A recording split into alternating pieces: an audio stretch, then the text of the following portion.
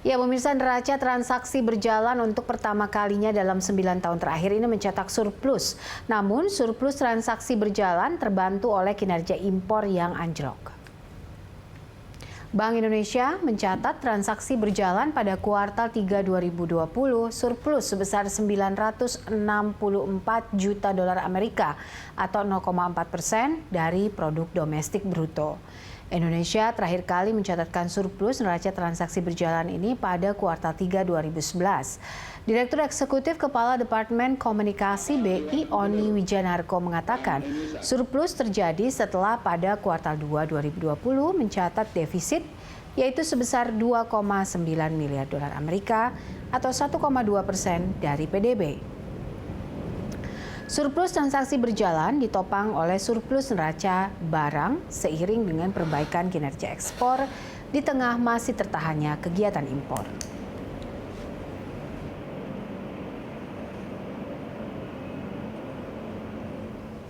Ya, lantas apa saja faktor yang membuat neraca transaksi berjalan kita surplus dan bagaimana menjaga surplus transaksi berjalan ke depannya?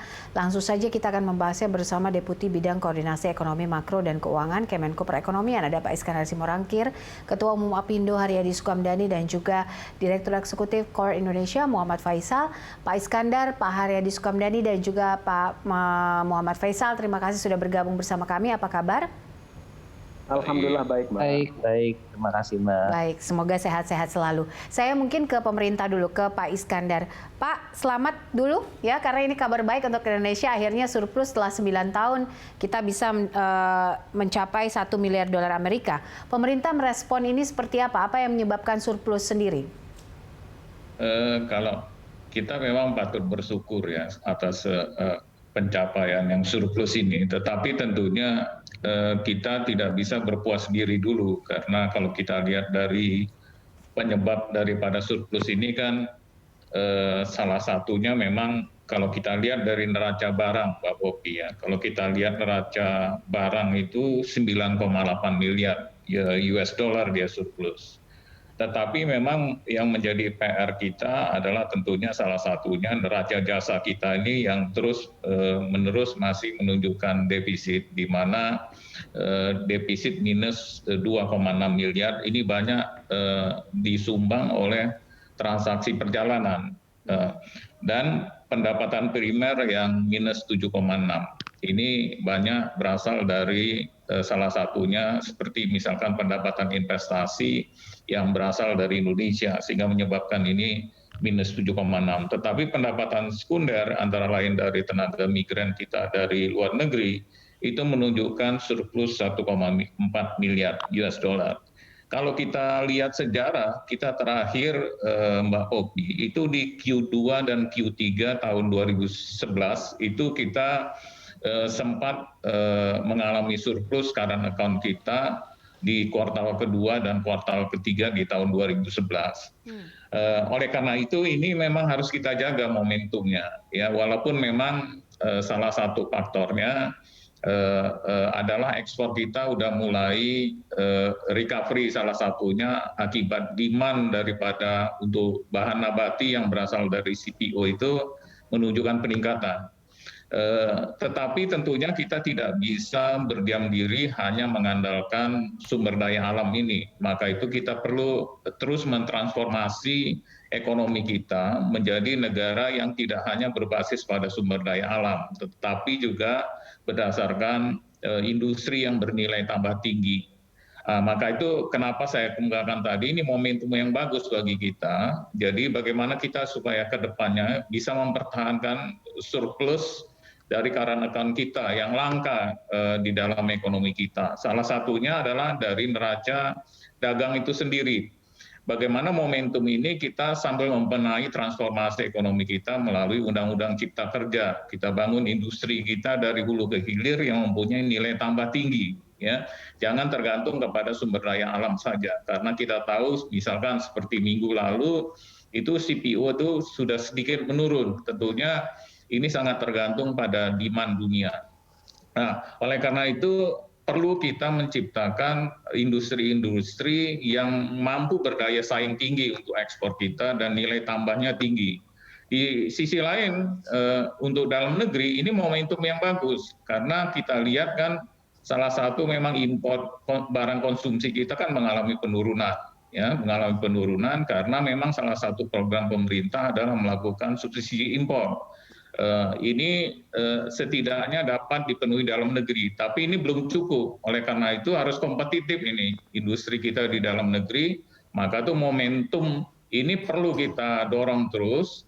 Ketika demand di dalam negeri, scale of ekonomi muncul, tentunya dengan semakin besarnya produksi dalam negeri kan muncul scale of ekonomi sehingga harga per unit barang kan menjadi lebih kompetitif. Bagaimana cara yang dilakukan? Tentunya dengan mentransfor ekonomi dan melalui Undang-Undang Cipta Kerja yang kita harapkan ini mulai bergerak di 2021 awal nantinya. Sekarang pemerintah lagi mempersiapkan peraturan pelaksanaan daripada Undang-Undang Cipta Kerja ini. Kemudian yang kedua tentunya mengenai neraca jasa ini ya, neraca jasa. Bagaimana kita supaya jangan tergantung kepada transportasi asing misalkan ya. Ini harus kita benahi juga nih, sehingga ini mengakibatkan munculnya defisit di transaksi jasa. Dan juga seperti insurans, bagaimana misalkan kita mengembangkan reasuransi kita, jangan tergantung juga hanya keluar. Kemudian setiap terjadi transaksi penutupan asuransi itu direas keluar semuanya. Sehingga kalau kita lihat itu neraca jasa kita itu meningkat pesat.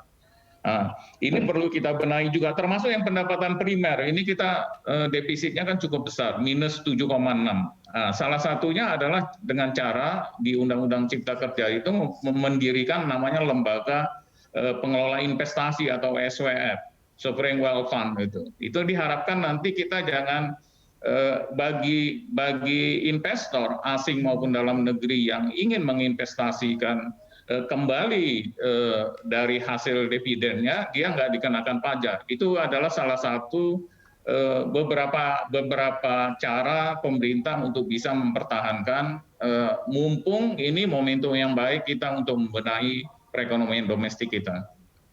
Oke, baik. Saya ingin tanggapan dari pengusaha sendiri. Ini kan memang rata-rata ditopang oleh neraca barang seiring peningkatan kinerja ekspor, Pak Haryadi. Kalau dari kacamata pelaku usaha sendiri, ini bagaimana pengusaha untuk meningkatkan kinerja ekspor ini? Apa yang dibutuhkan saat ini?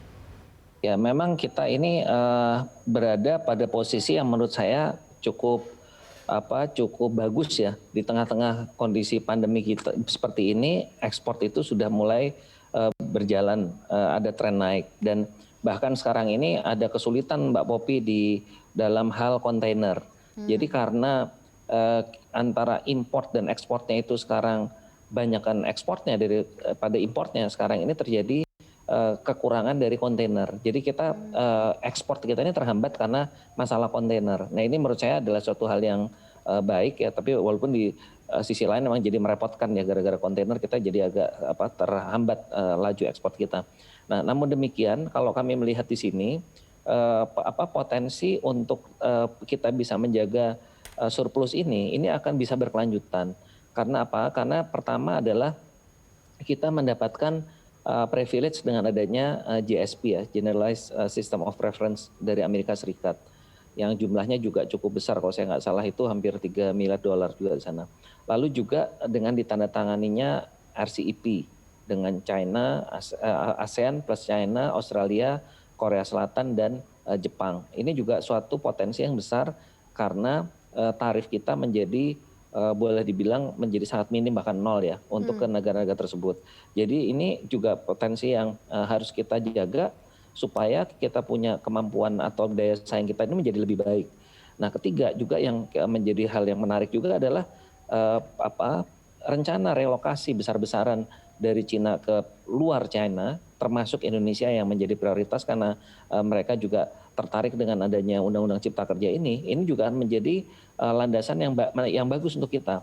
Karena apa? Karena kita mempunyai ruang untuk tumbuh di dalam manufaktur itu juga cukup besar. Apalagi kalau kita lihat kemarin di dalam pengumuman BPS itu kan industri pengolahan kita kontraksinya cukup besar ya. Kalau nggak salah tuh minus 2,17. Nah, ini menunjukkan bahwa kita masih punya ruang untuk kita bisa dorong karena memang kapasitas produksi kita itu sekarang ini adalah jauh di bawah kapasitas normal. Nah ini jadi menurut saya 3 faktor ini yang akan menurut pandangan kami akan menjadi pendorong surplus kita insya Allah ke depan ya. Demikian Mbak Popi. Oke, Mas Faisal, tanggapan Anda sendiri kalau kita lihat surplus transaksi berjalan di kuartal 3 tahun ini seperti apa gambaran makronya? Kalau kita melihat detailsnya ya, strukturnya, tadi disampaikan juga oleh Pak Iskandar. Jadi kalau sebelum surplus sekarang, ini ada defisit transaksi berjalan kita itu terutama yang paling besar disumbangkan oleh pendapatan primer, lalu neraca jasa. Nah biasanya kalau yang sekunder itu justru malah surplus, barang kadang-kadang defisit, kadang-kadang surplus. Nah pada saat sekarang, pada saat pandemi khususnya di kuartal ketiga, ini yang mendorong dari surplus itu ada 2. Karena pendapatan primernya ini justru malah membaik, defisitnya menyempit. Dari perdagangan barang itu malah surplusnya besar sekali. Nah, iya tapi kalau kita lihat dari neraca jasa, defisitnya justru melebar ya pada saat kuartal 3. Demikian juga di surplus pendapatan sekunder itu justru turun. Nah ini kalau kita melihat tadi juga saya sepakat sekali yang disampaikan oleh Pak Iskandar bahwa kita jangan berpuas diri karena surplusnya ini beda dengan surplus yang di 2011 terakhir kali kita surplus di transaksi berjalan ya. Itu pada saat itu surplusnya lebih sehat karena ada dorongan ekspor. Pada saat itu kita booming komoditas, harga komoditas itu naik luar biasa, ekspor kita tumbuh ya sangat tinggi.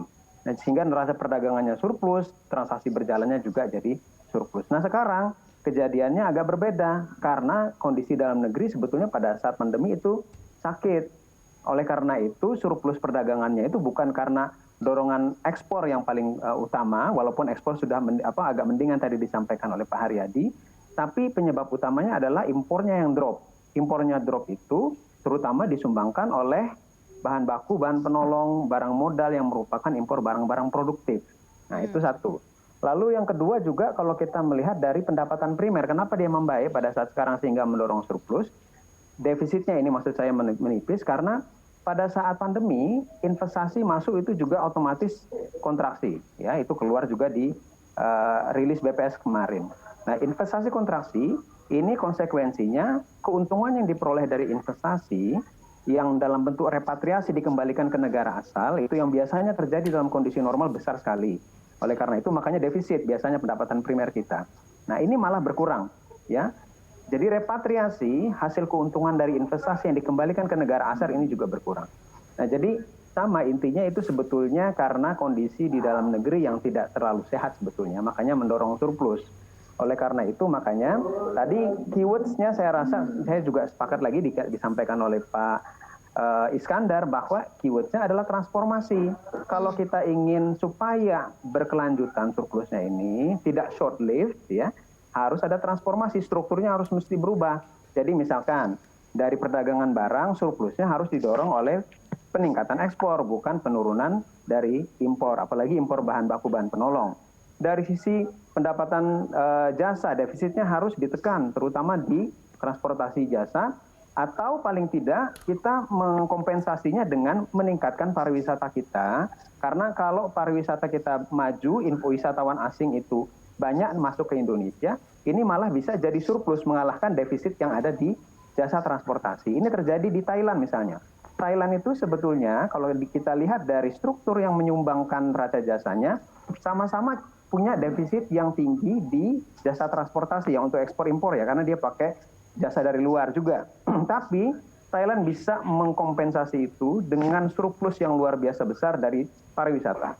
Sehingga kalau kita di neraca jasanya defisit, sebaliknya Thailand itu justru surplus. Nah, begitu juga yang lain-lain. Sekunder ini biasanya pendapatan sekunder ini dari remitansi dari TKI ya. Nah, ini juga perlu ada upaya-upaya transformasi supaya ke depan bisa lebih sehat surplusnya itu. Karena kalau tidak, menurut saya sih nanti begitu ekonomi kita membaik ya di tahun depan kita prediksikan ekspansi ya. Kalau KOR memprediksikan tahun depan ekspansinya 3-6%, bahkan bisa lebih tinggi dari prediksi pemerintah ini.